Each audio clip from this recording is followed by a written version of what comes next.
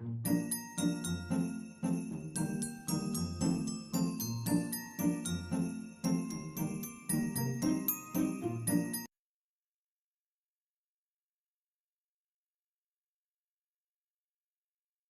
ці ведаеце вы, як зрабіць кожны дзень шчаслівейшым альбо напоўніць цудамі нават звычайныя будні?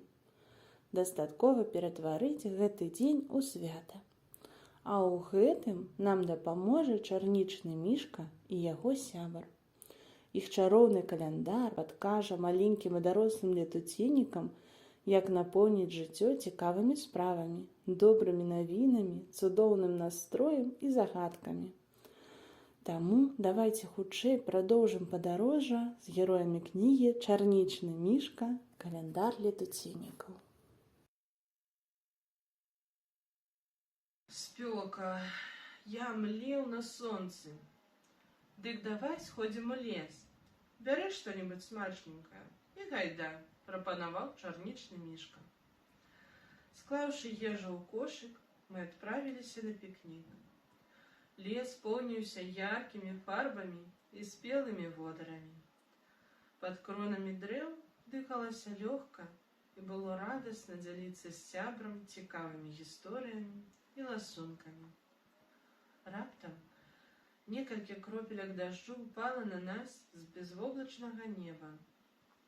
Мішка здзіўлена зірнуў на мяне. «Гэта сляпы дождж», – патлумачыў я. «Неверагодна!» – усклікнуў мішка. «Цуды толькі пачынаюцца», – ажывіўся я. «Пасля сляпога дажджу часта бывае вясёлка. Вось яна, глядзі!»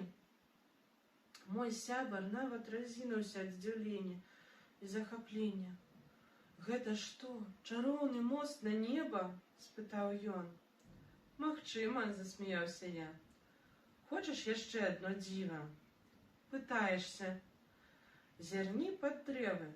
Колькі там грыбоў? Давай збяром». «Вядома», – пагадзіўся мішка. «Глядзі, вось баравік. Гэта масляк, а там лісічкі», – тлумачыў я. Мы вярнуліся да хаты з поўным кошыкам грыбоў, а ўвечары ля адчыненага акна успаміналі цуды мінулага дня і ели духмяны грыбны пірог.